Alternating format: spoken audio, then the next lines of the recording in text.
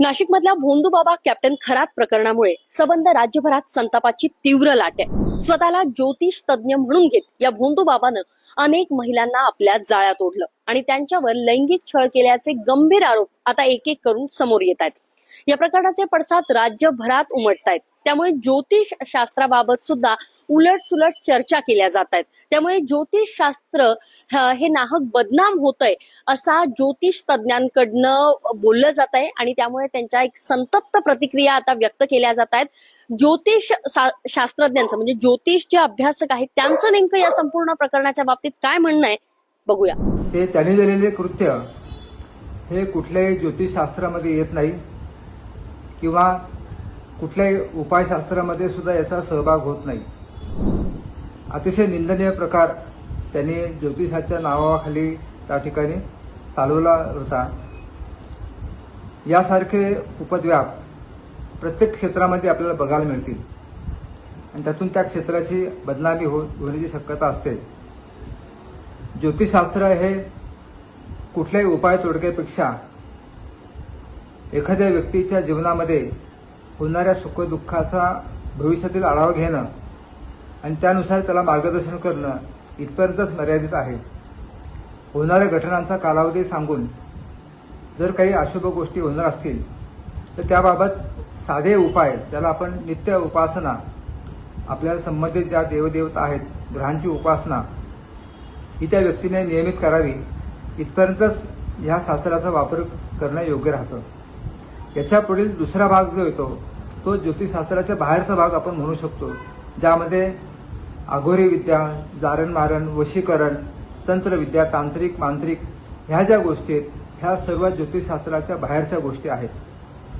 खरा ज्योतिष अभ्यासक हा त्या येणाऱ्या व्यक्तीचं समाधान हे त्या पत्रिकेतील ग्रहानुसार काय घटना होतील आणि त्यानुसार त्याचे परिणाम शुभ अशुभ काय असतील, त्याचा कालावधी काय असेल आणि त्यानुसार त्याला कुठल्या उपासना देवतेचे केल्या पाहिजे एवढाच त्याचा त्या ठिकाणी सल्ला देण्याचा मतितार्थ असतो। उपाय तोडगे आणि त्यातून अशा प्रकारचे उपाय हे निंदनीय आहेत।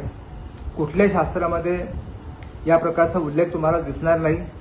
ज्या गोष्टी अशोक खरात या निर्दयी माणसाने, नालायक माणसाने केलेल्या आपल्याला उघड झालेल्या आहेत त्या ज्योतिषशास्त्राच्या बाहेरच्या विषय आहेत। अशोक खरात यांना ज्योतिषी समजणं ही एक मोठी चूक आहे। ज्योतिष हे शास्त्र आहे आणि ते अतिशय प्राचीन आहे आणि ज्योतिषशास्त्र शिकण्याकरता, समजण्याकरता, कळण्याकरता त्या व्यक्तीकडे कुशाग्र अशी बुद्धी पाहिजे।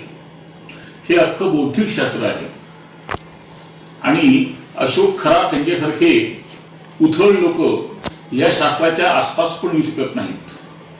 तर त्यामुळे ज्यावेळी काही लोक अशोक खरात आणि आमच्यासारखे प्रामाणिक ज्योतिषी यांची तुलना करतात किंवा आमच्यावर संशयाची सुई फिरवतात तर तेव्हा आम्हाला फार दुःख होतं। एक गोष्ट सांगतो, ज्योतिषाला फक्त तुमचं नाव, जन्मतारीख, जन्मस्थान आणि जन्मवेळ या 4 गोष्टी समजल्या तरी खूप असतं। मी कित्येक लोकांना फोनवरून कन्सल्टिंग करतो, मी त्यांना कधीही बघितलेलं नसतं आयुष्यामध्ये आणि परत मी त्यांना बघणार पण नसतो, पण तरी पण फक्त ह्या 4 गोष्टींच्या आधारावरती त्यांचं व्यवस्थित ज्योतिष मी त्या सांगितलेलं आहे, सांगत राहील। तर त्यामुळे फिजिकल कॉन्टॅक्ट किंवा समोर यायची काहीही गरज नसते या शास्त्रामध्ये। तर त्यामुळे कृपया अशोक खरासारखे लोक आणि प्रामाणिक ज्योतिषी यांची तुलना करू नका। ज्योतिष शास्त्र हे एक प्राचीन आणि अभ्यासपूर्ण शास्त्र आहे असं या अभ्यासकांचं खरं तर म्हणणं आहे। मात्र खरात सारख्या भोंदू लोकांमुळे या शास्त्राची नाहक बदनामी होते असंही ते एकीकडे म्हणताय। त्यामुळे आता सरकारनं अशा लोकांवर कठोर कारवाई करावी। या घटनेनंतर खऱ्या म्हणजे जे ज्योतिष अभ्यासक आहेत आणि खरं त्यांचा अभ्यास या संदर्भात सुरू आहे, काही लोक त्यांच्याकडे येत असतात, त्यामुळे अशा ज्योतिषांनी आता संताप व्यक्त केलेला आहे। खरातच्या फसवणुकीमुळे समाजामध्ये ज्योतिषशास्त्राविषयी चुकीचं मत तयार होत असल्याची खंत सुद्धा ते एकीकडे व्यक्त करतात। खरं तर एकीकडे श्रद्धा आणि दुसरीकडे विश्वास, तर दुसरीकडे त्याचाच गैरफायदा घेणारे भोंदूबाबा या संपूर्ण प्रकरणामुळे आता समाजासमोर पुन्हा एकदा सावध राहण्याचा इशारा हा सर्वसामान्य जनतेसह राजकारण्यांना अधिक मिळाला असेल अशी आपण अपेक्षा करूया. या संपूर्ण प्रकाराला आळा घालण्यासाठी आता कडक कारवाई होणं अपेक्षित आहे. त्यामुळे आता सरकारने SIT स्थापन केलेली आहे आणि एक एक गोष्टी आता खरं तर पुढे येऊ लागलेल्या आहेत. आणखी या संपूर्ण प्रकरणामध्ये पुढे काय घडतं हे पाहणं तितकंच महत्वाचं असणार आहे. हा व्हिडिओ तुम्हाला कसा वाटला कमेंट बॉक्समध्ये नक्की कळवा. पुण्याहून अश्विनी जाधव केदारी, लोकमत व्हिडिओ.